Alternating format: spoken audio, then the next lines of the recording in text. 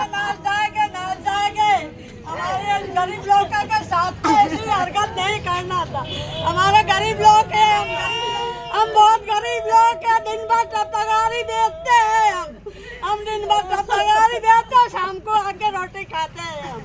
हम सर हम गरीब, बहुत गरीब लोग हैं, गरीब लोग हैं, हम बहुत गरीब लोग हैं सर। तुम्हारे पाँव में पड़ा, तुम्हारे हाथ जोड़े। नमस्कार, आप देख रहे हैं क्राइम तक। मैं हूं अश्विनी सिंह। मध्य प्रदेश के राजगढ़ के जंगल में एक लड़की बेसुध अवस्था में मिलती है। दरअसल परिवार वाले उसे ढूंढते हुए वहां जंगल में पहुंचे थे, क्योंकि बगल में ही उनके पास में झोपड़ी थी, जहां पर लड़की अपने दादी और चाचा और बुआ के साथ रहा करती थी। लड़की मूक बधिर थी, यानी वो बोलने और सुनने में असमर्थ थी। इसी दरमियान 1-2 फरवरी की रात की बात है, जब लड़की अपनी दादी के साथ रात में सोती है, तो अगली सुबह वो अपनी दादी जब उसकी दादी उठती है तो देखती है कि उसकी पोती वहाँ पर बेड पर नहीं होती। अब वो परिवार वालों को बताती है और फौरन वो लोग जाते हैं, उनके आसपास का जो एरिया होता है वहाँ ढूंढने लगते हैं कि आखिर ये गई तो गई कहाँ। जैसे ही थोड़ी दूर जंगल में आगे बढ़ते हैं तो देखते हैं कि वहाँ बेसुध अवस्था में उनकी बच्ची वहाँ गिरी हुई ज़मीन पर पड़ी थी।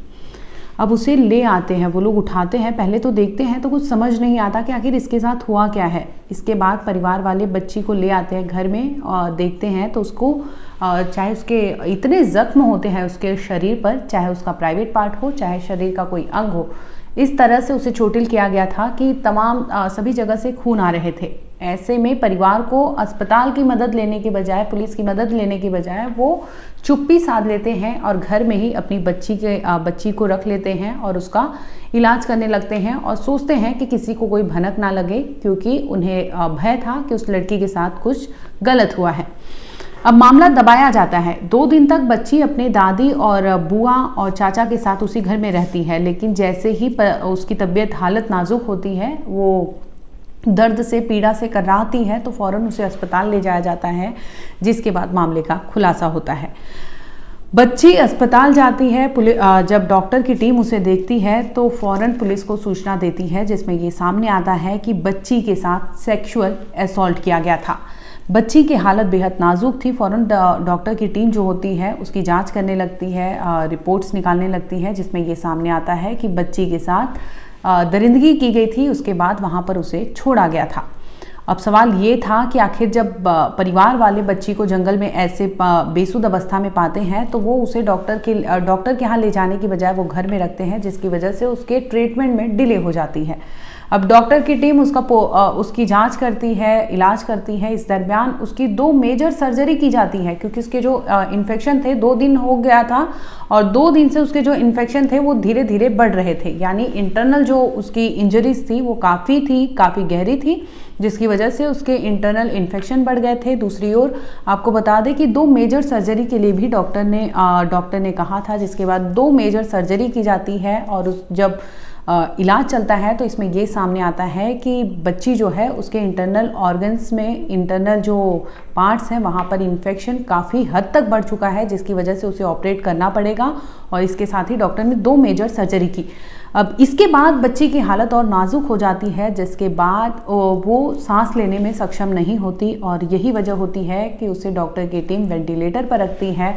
और वेंटिलेटर पर रखने के बाद आपको बता दें कि शुक्रवार 7 फरवरी को वो बच्ची जो अस्पताल में अपनी आखिरी सांस लेती है, यानी वो दम तोड़ देती है वेंटिलेटर पर। अब डॉक्टरों की टीम का कहना था, क्योंकि बच्ची के साथ जिस तरह से दरिंदगी हुई थी, बच्ची का जो हाल था वो बहुत बुरा था, और दूसरी ओर जो परिवार ने डिले कर दिया, 2 दिन उसे घर में रखा, इसकी वजह से उसके जो अंदर के इन्फेक्शन थे वो काफ़ी बढ़ गए थे। पुलिस मामले की जांच करती है, कार्रवाई करती है। इसमें ये खुलासा होता है कि बच्ची जो है रात में अपनी दादी के साथ सोई थी। 1-2 फरवरी की दरमियानी रात की बात है, जब बच्ची जब अगली सुबह उसकी दादी देखती है कि बच्ची वहाँ पर नहीं है, तो फ़ौरन उसे ढूंढा जाता है और पुलिस को बताया जाता है। तो पुलिस अब जब वहाँ पर बच्ची की मौत हो जाती है, अब पुलिस फ़ौरन ये पूरा क्राइम सीन जो होता है उसको जांच करने पहुंचती है। इस दरमियान पुलिस को कई खून के निशान भी मिलते हैं। वो जो जहाँ पर रहती है उस झोपड़ी से जहाँ से वो उठा के लेके गए थे दरिंदा, वो और उसके रास्ते जो जंगल पड़ता है जहाँ पर बच्ची की वहाँ पर बेसुध अवस्था में मिली थी, वहाँ पर पुलिस जाती है तो देखती है कि कई चीज़ें ऐसे एविडेंस उन्हें मिलती है। अब इस मामले पे पुलिस ने क्या कहा वो भी सुन लीजिए। दिनांक 1 और 2 के बीच में एक जो घटना हुई थी और उसकी करीबन 40 घंटे बाद जब एक वहीं के आसपास के निवासी हैं उनको ऐसा लगा कि कोई घटना कारित हुई, तब उन्होंने पुलिस को सूचना दी थी। जब उन्होंने मेडिकल कराया तो ऐसा सामने आया कि बच्ची के साथ जो सेक्सुअल असॉल्ट होता है वो हुआ था। उसका इलाज पिछले 4 दिन से हमीदिया अस्पताल में डॉक्टर्स की स्पेशलिस्ट की टीम कर रही थी, जिसको एक सीनियर डॉक्टर जो पीडियाट्रिक सर्जरी के हेड हैं उन्होंने स्वयं इसको लीड किया था। और बहुत दुखद है कि पिछले इतने दिनों की मेहनत के बाद भी हम लोग उसको बचा नहीं पाए। काफ़ी लंबे समय का गैप घटना के बारे में सूचना देने के बीच में डॉक्टर्स का कहना है कि काफ़ी ज़्यादा ब्लड लॉस हुआ था। परिवार में बच्चे के माँ बाप तो हैं नहीं, परंतु बुआ दादी इत्यादि जो लोग हैं उन्होंने जब घटना हुई थी उसके बाद अगले 2 दिन तक किसी को भी किसी प्रकार की सूचना नहीं दी और घर पे ही उस जानकारी को रखे रहे। तो जो क्रिटिकल टाइम होता है वो एक बहुत बड़ा हमारे लिए फैक्टर रहा कि डॉक्टर्स को भी जिसको कोप अप करने के लिए प्रयास करना पड़ा। साथ ही साथ माल न्यूट्रिशन जो है बच्चे का ओवर पीरियड ऑफ टाइम होने के कारण उतनी अच्छे से वो कोप नहीं कर पा रहे थे। The doctors have tried their best and thank their team because they took personal care of the patient। और जो थे वहाँ पर लगातार हमारी 2 महिला आरक्षक जो हैं वो 24 घंटे बच्ची के साथ में थी। और इसलिए थी क्योंकि परिवार में जो लोग हैं वो जाने में उतने सक्षम भी नहीं हैं और साथ ही साथ कई बार ऐसा समझ में आया कि वो उतने वहाँ उनको कंफर्टेबल नहीं हो रहे हैं वहाँ रहने के लिए। तो महिला आरक्षक बच्ची के गार्जियन के रूप में थी। फर्स्ट दिन जब बच्ची एडमिट हुई थी तो वहाँ गार्जियन के रूप में जो SHO हैं यहाँ के उन्होंने ही गार्जियन फॉर्म भी साइन किया था कि जो भी इमीडिएट उसको ट्रीटमेंट मिलना चाहिए वो मिल जाना चाहिए। सिर्फ परिजनों की कमी होने के कारण उसको ट्रीटमेंट में कोई कमी नहीं आना चाहिए। लगातार हमारी टीम्स जो भी संदिग्ध व्यक्ति हैं उसको ढूंढने का प्रयास कर रहे हैं। इसमें एक बड़ी चुनौती जो हम लोग फेस कर रहे हैं वो ये है कि काफ़ी गैप के बाद जब इन्फॉर्मेशन मिली है तो कई बार कुछ एविडेंसेस डिजिटल एविडेंसेस रहते हैं वो टाइम ड्यूरेशन के कारण कभी कभी उनमें थोड़ी कमी आती है, पर लगातार हमारी टीम्स लगी हुई है। तो मुझे उम्मीद है कि बहुत जल्द हम लोग इसको क्रैक कर लेंगे और जो भी व्यक्ति इस चीज़ के रिस्पॉन्सिबल होगा इस इवेंट के लिए हम उसको जो भी प्रावधान रहते हैं उनके तहत उसमें कार्रवाई की जाएगी। बता दें कि बच्ची ने 7 फरवरी को दम तो तोड़ दिया, लेकिन इसके बाद जब खुलासा होता है, मामला सामने आता है, बच्ची जो है गरीब तबके की होती है, तो ऐसे में वहाँ के लोग हैं आग बबूला हो जाते हैं, प्रोटेस्ट पर उतर आते हैं, जिसके बाद प्रशासन को अल्टीमेटम दे देते हैं कि अगर 48 घंटे के भीतर आरोपी जो है वो गिरफ्तार नहीं होता तो वो ठीक नहीं होगा। इसके साथ ही 51,000 का इनाम भी रखा गया व्यापारियों की तरफ से कि अगर जो दरिंदे का मुखबिरी करता है, जो बताता है, तो ऐसे में उसे इनाम भी दिया जाएगा। बता दें कि जो बच्ची है वो स्पेशल चाइल्ड थी, उसके माँ बाप नहीं थे, वो अपनी दादी, बुआ और चाचा के साथ वहाँ रहा करती थी।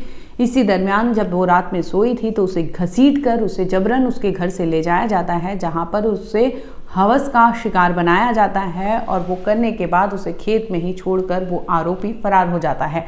फिलहाल इस मामले में पुलिस तफ्तीश कर रही है, जो आरोपी है उसकी जांच पड़ताल कर रही है और तमाम जो फॉरेंसिक एविडेंसेस है, चाहे वो टेक्निकल एविडेंसेस है, इन सभी चीज़ों पर पुलिस इंक्वायरी कर रही है कि किसी भी तरह से इसकी मदद से आरोपी तक पहुंचा जा सके। वहीं दूसरी ओर बता दें कि बच्ची जो है 7 फरवरी को वो अस्पताल में दम तोड़ देती है, जिसके बाद उसका अंतिम संस्कार किया जाता है और पुलिस जब जांच करती है और जो भी उसके मेडिकल एविडेंसेस है, जो भी वहाँ से मिले थे, उसे अपने पास रखती है। और जो बस्ती के लोग हैं, क्योंकि लड़की जहाँ रहती थी आसपास के कॉलोनी के लोगों का भी ब्लड सैंपल ये सब लिया गया है ताकि मैच किया जा सके, डीएनए सैंपलिंग किया जा सके कि क्या उस बच्ची के साथ जिस तरह से उसके साथ हैवानियत की गई थी, क्या वो उसी इलाके का रहने वाला तो नहीं है।